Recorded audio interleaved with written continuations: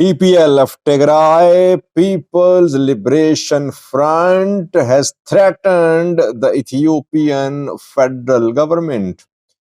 Debretsion Gabriel Mikhail spoke yesterday, and his talk can easily be concluded as an open threat to the federal government led by Prime Minister Abiy Ahmed.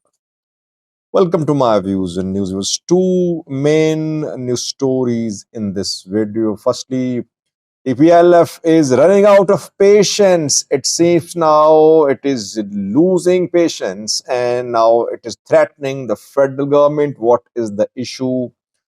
Debretsion gave an interview yesterday.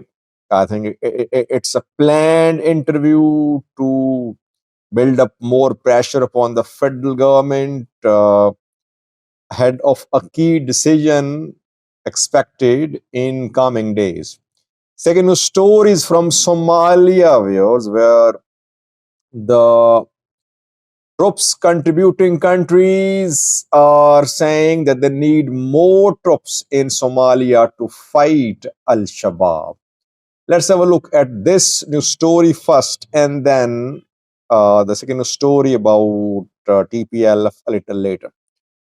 Interestingly, because it was 2024 last year when Somalia was demanding withdrawal of peacekeeping forces from the country. You remember? I had some videos back then. I said there shouldn't be complete withdrawal. The withdrawal should be phased, and it should be very planned, systematic withdrawal. But back then, Hassan Sheikh government was saying that Somalia had built its forces, regional forces, federal forces. Al-Shabaab's capabilities had been considerably degraded, and that is why gradually now African Union peacekeepers should withdraw from the country. Neighboring countries like Ethiopia, Kenya, they were hesitant. They were saying that no, there shouldn't be complete withdrawal of all African Union troops, African countries' troops from Somalia. That could create a vacuum for Al-Shabaab to regain territories under Somalia's government control. So the progress made by Somalia's forces and African countries' forces were very short-lived. Al-Shabaab regained territories, and now Hassan Sheikh government wants more troops to be deployed to Somalia. This shows how weak the federal government of Somalia is. Back then, if you remember, some Somali viewers said, Sajid, these African countries' forces are the root cause of the problems in Somalia. They won't withdraw, and they actually indirectly support Al-Shabaab. But now you're seeing that Al-Shabaab is trying to advance towards Mogadishu. These African troops are fighting on front lines alongside Somali forces.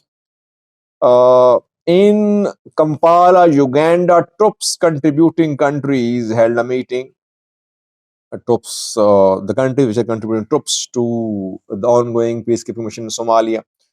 The meeting was chaired by Uganda. Yoweri Museveni was there, Ugandan president. And the troops contributing countries, they demanded the deployment of 8,000 more troops.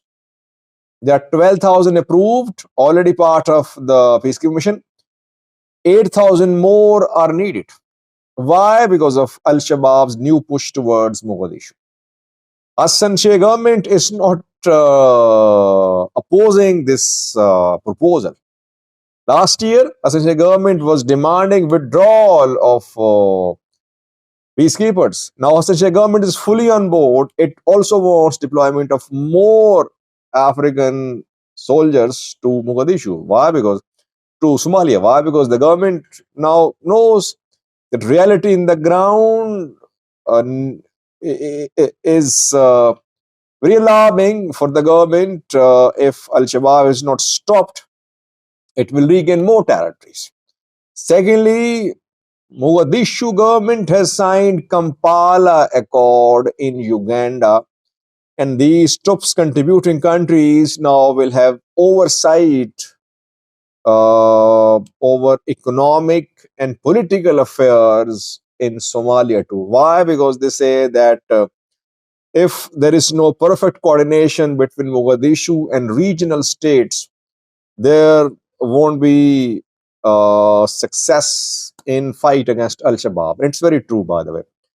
There are political issues between governments like Jubaland, Puntland, and federal government. These troops contributing countries, they have established a body to mediate problems, internal political problems in Somalia, and they will have oversight over economic affairs in Somalia too. Somalia's economy relies heavily on foreign support. Budgetary support is also given to Somalia. So Hassan Sheikh government, I think it started well against Al Shabaab, but now when the tenure of the government is around a year remaining, all its progress against Al Shabaab has been reversed. Rather, you can say back to square one, situation almost the same, or even worse than when Hassan Sheikh took over. Now it's TPLF. TPLF is now openly threatening the federal government of Ethiopia. Debretsion Gebremichael, TPLF chairman, gave an interview a few hours ago, and Debretsion talked about the restoration of the status of TPLF in that interview. Debretsion, I mentioned Debretsian's statement in last night's live chat. That statement was about Ethiopia priority attention. Debretsion took a very strange, neutral position. You can watch the live chat for that. He also talked about the status of TPLF and TPLF's request for restoration of its status. By the way, in coming days, at the start of May, NEBE is expected to make a big decision.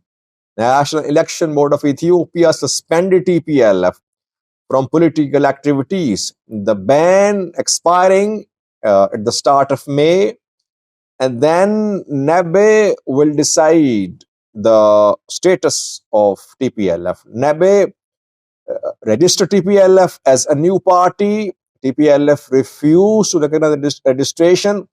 NEBE asked TPLF to hold a party congress.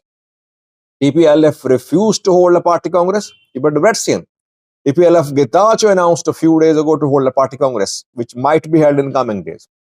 If TPLF Debretsion does not hold a party congress, what will NEBE do? Will it cancel TPLF registration?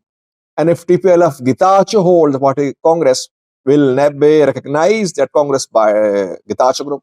So all that will be clear in coming days. Before that, TPLF is threatening the federal government. Debretsion Gebremichael, in an interview, said yesterday that if TPLF's status is not restored, a dangerous situation could arise. Dangerous situation, almost quote unquote, I am sharing with you. TPLF is not resorting to any legal remedy. It is not saying that it will talk to federal government, it will take legal course. It's saying no, dangerous situation could arise. TPLF is openly threatening the federal government that if you don't restore our status as a political party, we will be forced to consider other options. Which other options? No one really knows. But coming days are very crucial. TPLF, federal government, definitely not on good terms. TPLF's pressure last time worked, by the way, when PMRB sought recommendations for appointment of the Tigray president. TPLF rejected that move by the Prime Minister of Ethiopia. It recommended Tadesse Varede to be appointed as the president of Tigray. Federal government of Ethiopia backed down. PMRB backed off, and he dropped the idea of seeking recommendations from the people, online recommendations. and he listened to the demands of TPLF and appointed Tadesse Varade as the president of Tigray. Though he forced, you can say, or he told Varade to sign an 8-point document, which TPLF does not see as favorable. So a few weeks ago, pressure from TPLF worked. Federal government gave in, appointed Varade as the president. Now again, TPLF is exerting pressure, demanding restoration of its status, saying that what federal government is doing, it's a violation of Pretoria deal.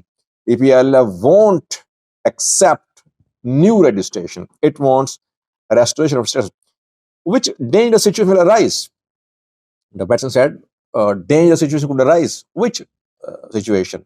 Could it lead to armed conflict? Wesley did not explain, but this is what he meant, that if TPLF status is not restored, that could lead to armed hostilities or more escalation in tensions between the federal government and TPLF. Did not say armed hostilities, but in the end, if things don't improve, if relations don't improve, yes, there could be armed hostilities in future. Thank you for watching.